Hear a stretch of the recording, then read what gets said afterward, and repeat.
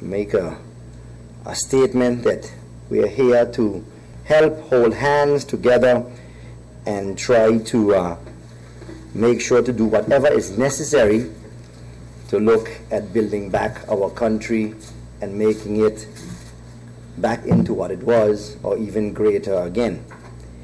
A lot has happened since the passing of the Hurricane Irma and then after Maria. And I even mentioned Maria because to me Maria did damage as well right after Irma hit us. And we are still in the hurricane season. And there's a lot of talk. I've listened to the members of Parliament in the first round, and again I say it, was not here to have a real political debate or defamation or anything like that, but some of the points that were brought up I think needs to be addressed. And one, while I respect the Honorable Prime Minister very much as well for not only his position as being Prime Minister, but I think if you're going to be able to get the credit from sometimes things that you don't do, you will get credit from sometimes the things that you don't do or do. The issue of the border, and I just want to spend a few minutes on that.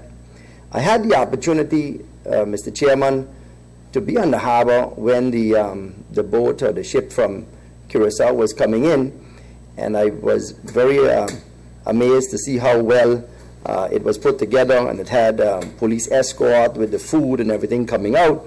And I saw that we had 2 police cars there, and I realized it was one for the moving of the aid from Curacao to Phillipsburg, and then there was another police car, and that police car was asking that they needed containers to block the border. I said, well, you know, who am I to question that? I am just listening, but I saw with my own eyes, police go, say they want containers, trucks had to move the containers, escorted by the police to the borders. So it's either the police did it by themselves, which would then question, do we not listen to police officers anymore, or has that changed somewhat? Or someone had to know. Maybe the Prime Minister didn't know, I don't know. But I would think that someone then in the hierarchy of the police force must know of what was transpiring. Then the point would come, when those containers were placed, how long did it take for them to be removed or to actually be known to government that they were there? Then would come the next point, that you listen to MP Tamara Leonard telling you that she was stuck on the French side, where the French authorities are telling her, yeah, we have no problem allowing you to move to the Dutch side, but you have a problem with your own Dutch military getting back to your own country. I find that, as another colleague of mine used to say, simply amazing. That me with a Dutch passport, a Dutch ID, born in St. Martin, has an issue coming over to get to my home at night, whatever time it be, whether it be before curfew or after curfew, I'm trying to get home, and I can't come to my side of the country. And I think also, you know, when you go back in the history of the country, I have never heard of the borders ever being closed. So this went on not for 1 day, 2 days, but went on for a considerable amount of time, because I've seen also many of the workers that work on the Dutch side, live on the French side, had issues trying to run back over to their side, and even though they were working to rebuild the country. So again, I asked the Prime Minister, please try to explain this without getting upset or anything like that, and try to see what and who made these orders, because in my opinion, they created some serious controversy for both sides of the country. I even messaged the president of the collectivity on the French side, did you all close down the border as well, just for clarity's sake? And he said no, the French military or French police or whoever was there was mainly there for control, but not to close the border. I then have a few other questions as well, Mr. Chair. To me, the island is now in a different state. We're no longer in a traumatic situation where you saw that your roof is gone, your doors are gone, and where you're living. We've come back into a state where you drive around the island, chicken legs are being cooked, Heineken is being served, and beer, or whatever which one, so I don't get accused of putting one brand. But people, I don't think, realize the situation that is forthcoming. And I don't know if, and I say that as we, government and parliament, have been able to also try to exercise caution to our population. Because our population, what you're seeing now from businesses, and there would be my line of questioning, are going or have already started with mass layoffs of the population. And I've known this from several companies that have already started the process and have not even requested the labor office for the to fire anyone, but are actually just saying, all right, the law requires me to pay you X amount, here's your lump sum, and guess what, I can no longer, you should know that too as an employee, if I have a payroll, 50,000, some big companies are $500,000, how can you pay that? It would be like aware on to where you're going to see mass layoffs of the population. Is there something that where you've met with the business leaders, the business community, to discuss what possibilities can exist in terms of help, bring them some sort of incentive to keep on their employees? You have a lot of opportunity to basically get rid of especially older employees, which I consider that a terrible move. And the situation is, what is going to happen with this situation? Also, as an employee now, I get my payout amount. You know, the higher the amount, of course, the more you're going to be paying in taxes.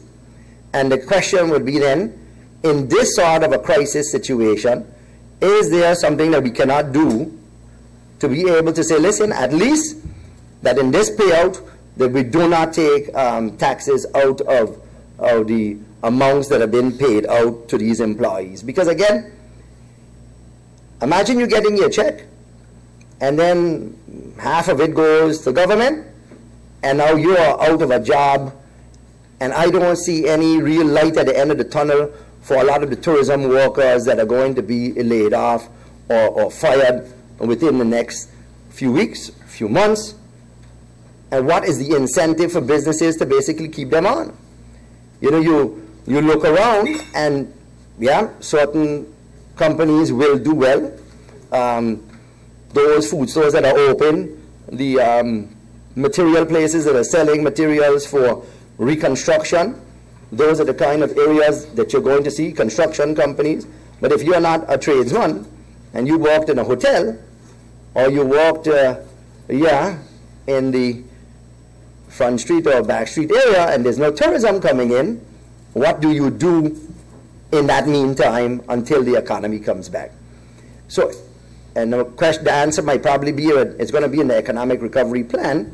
So I look forward that hopefully that is going to come forward to Parliament, because something is going to have to happen to incentivize businesses to keep these employees or to continue to reinvest in the country. One of the biggest differences that I have seen since 95 to now 2017 is in 95, businesses did not wait until insurances were paid out. Businesses started to rebuild, people started to rebuild their business, their homes, and whatever else right after the hurricane. And that is when you saw that people had monies in their pockets. Now, you're seeing, yeah, they might pick up some zinc and some T111 and put it back on their roof or whatever, but you're not seeing the businesses put back the money right away to start. Some of them, you know, are really with the looting. If you speak to a lot of the businesses that have been looted, and you see them break down into tiers of you know, that they saw their entire business go by, and what are they to do now? And there has to be some sort of hope that we, as a government, as a parliament, as a people, have to get together to be able to say what it is. And without the business community, we're not going to be anywhere. And at the same time, you're going to have thousands of people without a job. And we can talk about building homes, but at the end of the day, if a person doesn't get a salary to be able to pay the electricity bill, to pay the school fee, to be able to pay for groceries, we're going to have mass problems on this island, real problems on this island. If you have also the issue of, and that is also why I posed the question on the issue of building permits, on a normal time of the year, it takes you minimum, and I say minimum, 6 months to a year to get a building permit. Now imagine in a time when you have thousands of homes being damaged, hundreds of businesses being damaged, and then you have to request a building permit.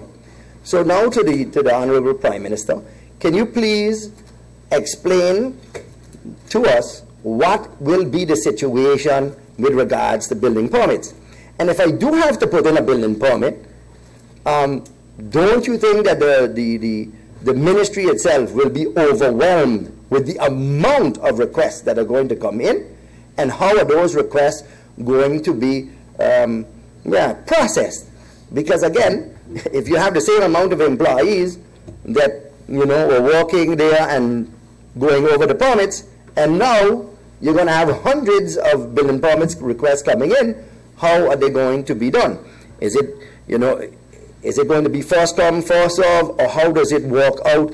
And the people, you can't tell people, hey, my house is broken and I have to wait for the permit. I mean, that would be shameful. And at the same time, companies that want to rebuild or build new, we need to incentivize the process, the sector, into being able to do that. And I hope that you will be able to come up with a simplified but yet better code in terms of being able to apply for a building permit. So the issue of also, we would have to increase the kind of measures that we have on building permits, especially when it comes now to these new hurricanes that we are seeing, these mega storms coming off the coast of Africa to the Caribbean, that we have to start to prepare, but at the same time be lenient enough to allow the population to have a roof over their head.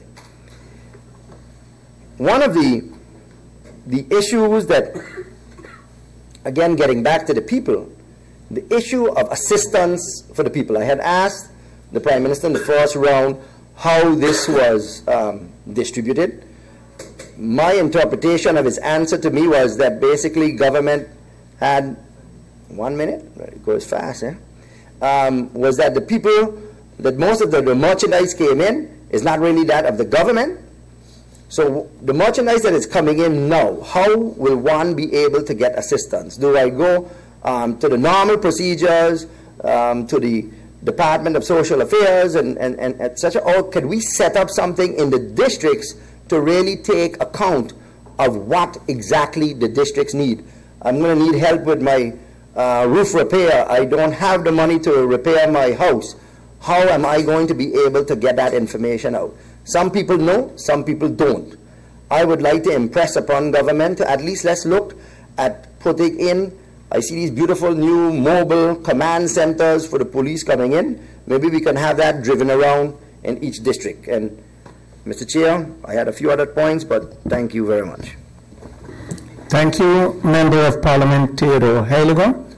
Before we continue with the other speaker, I would like to adjourn for about 5 minutes. Meeting adjourned.